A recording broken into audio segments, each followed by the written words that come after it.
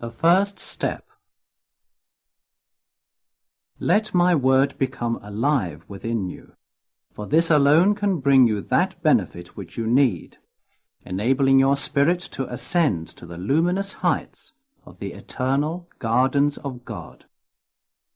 It is of no avail to know of the word, and if you could recite my entire message, sentence by sentence from memory, in order to teach yourselves and your fellow men, it is of no avail unless you act accordingly.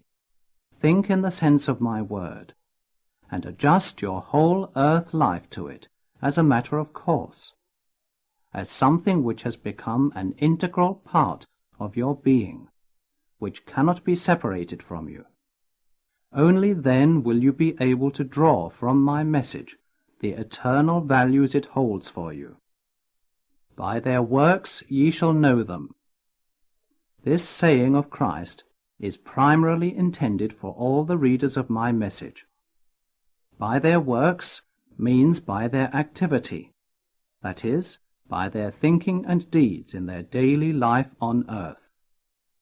Your deeds also include your speech, not only your actions, for speaking is action, the effect of which you have hitherto underestimated. Even your thoughts are included here. Men are in the habit of saying that thoughts are free. By this they wish to imply that they cannot be held accountable on earth for their thoughts, because these are on a level which is inaccessible to human hands. Therefore they often play with thoughts in the most careless way, or better expressed, they play in thoughts. Unfortunately, often a very dangerous game, in the light-hearted illusion that they can emerge from it unharmed. But here they err, for thoughts too belong to the world of gross matter, and must in all circumstances also be redeemed in it, before a spirit becomes capable of swinging itself freely upwards, once it has severed the connection with its earthly body. Therefore seek at all times to swing even with your thoughts in the sense of my message, in such a way that you desire only what is noble, and do not lower yourselves because you imagine that nobody can see or hear it. Thoughts, words, and the visible deed all belong to the realm of gross matter in this creation. Thoughts operate in the world of fine gross matter, words in the world of medium gross matter, and visible actions take form in the world of coarsest, that is, densest gross matter. These three kinds of your activity are gross material, but the forms of all three are closely connected with each other. Their effects are interwoven. What that implies for you, how incisive and decisive its effect often is in the course of your existence, you cannot estimate all at once. It means nothing else than that also a thought, automatically working on according to its nature, can strengthen a homogeneous type in the world of medium matter, thereby producing more powerful forms. Likewise, then, deducing from this, it again continues to work on within this intensification, and arises in a visible, active form in the coarsest world of matter, without you yourselves seeming to be directly concerned with it. It comes as a shock to know this, when one realizes how superficial and careless these earthmen are in their thinking. Thus, without knowing it, you participate in many a deed perpetrated by one or other of your fellow men, simply because he has received the intensification in the way I have just explained to you. It became capable of driving him to the crudest perpetration of something that had hitherto slumbered within him, with which previously he had always merely toyed in his thoughts. Thus many a person on earth very often looks with disapproval upon some action of one of his fellow men, angrily repudiating and condemning it, and yet he is partially responsible for it before the eternal laws of God. In this, someone who is a complete stranger to him may be involved, and it may concern a deed which he himself would never have committed in the realm of coarsest matter. Think yourselves deeply into such happenings for once, and you will then all the more understand why I call to you in my message, keep the hearth of your thoughts pure.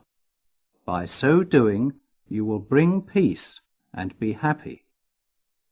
But when you have become sufficiently strong in this respect, through your own purification, far fewer crimes than hitherto, in which many have been unknowingly implicated, will be committed on earth.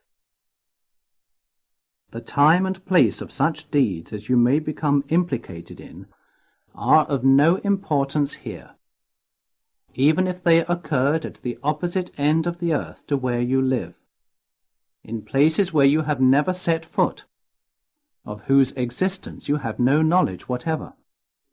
Through your toying with thoughts, intensifications will strike wherever they discover homogeneous types, independent of distances, nation, and country.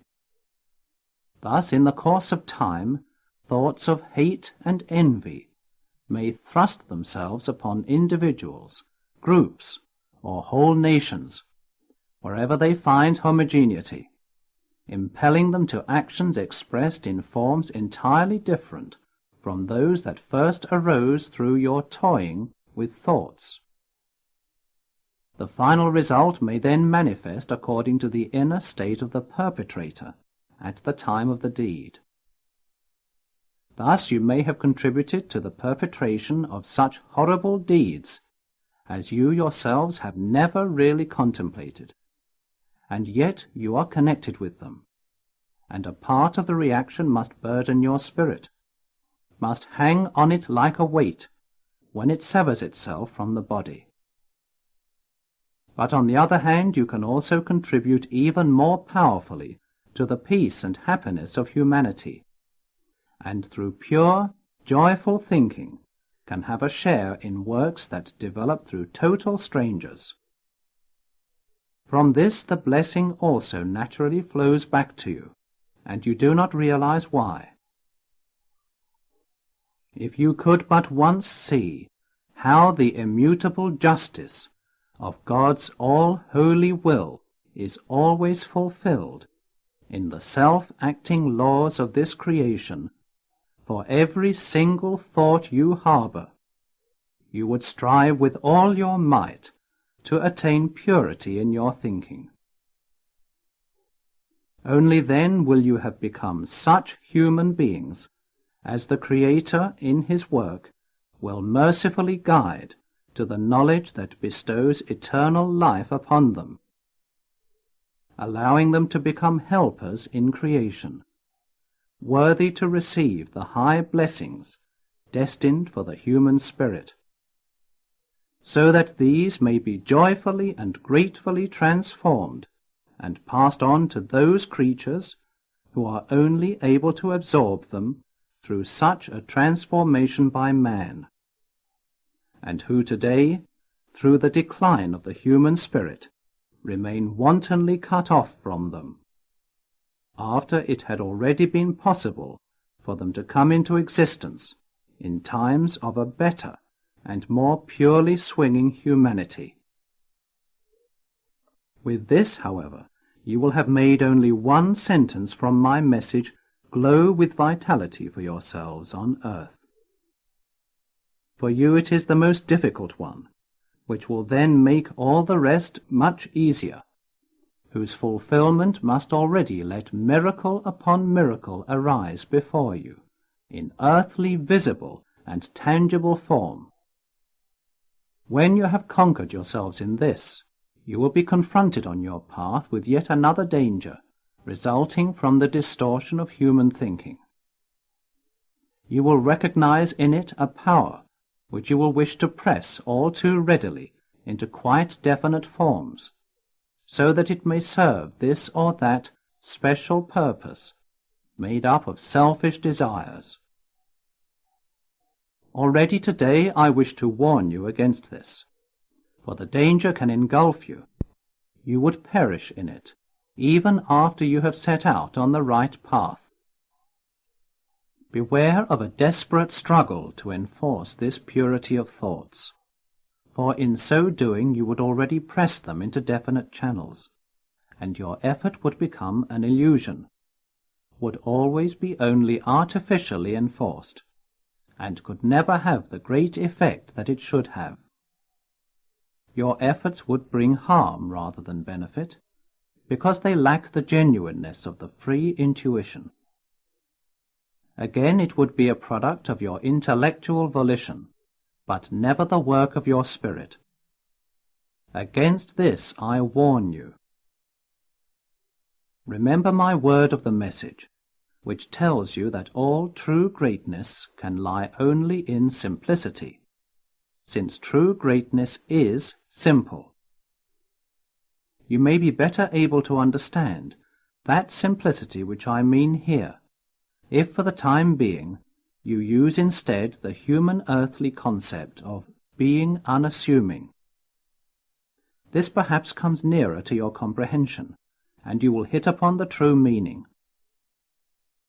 You cannot give the purity that I mean to your thoughts through your thought volition, but the pure volition, unassuming and boundless, must well up within you from your intuitive perception, not compressed into a word which can only give rise to a limited concept. That must not be, but an all-embracing urge for the good, able to envelop your thoughts as they arise, and to permeate them, even before they take form, is the right thing which you need.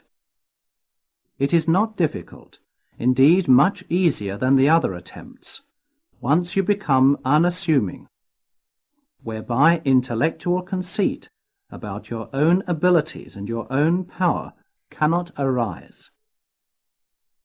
Empty yourselves of thoughts, and set free within you the urge for what is noble and good. Then you will have that foundation for thinking which comes from the volition of your spirit, and whatever arises from that you can then safely leave to the work of your intellect, to carry out in the realm of densest gross matter. Nothing wrong can ever develop. Cast off all the torment caused by thoughts, and trust instead in your spirit, which will surely find the right way if you yourselves do not wall it up. Become free in spirit, which means nothing else than let the spirit within you have its way. Then it simply cannot do other than journey towards the height, for its very nature draws it upwards with all certainty. Hitherto you have restrained it, so that it could no longer unfold. Thereby you had restricted its flight, or bound its wings. The foundation for the upbuilding of a new humanity, which you cannot and must not evade, rests in the one sentence: keep the hearth of your thoughts pure. And it is with this that man must begin. That is his first task, which will make him what he must become, an example to all who strive for light and truth, who wish to serve the Creator gratefully through the nature of their whole being. He who fulfills this needs no further directions. He is as he should be, and will thus receive the full measure of help that awaits him in creation, and leads him upwards without interruption.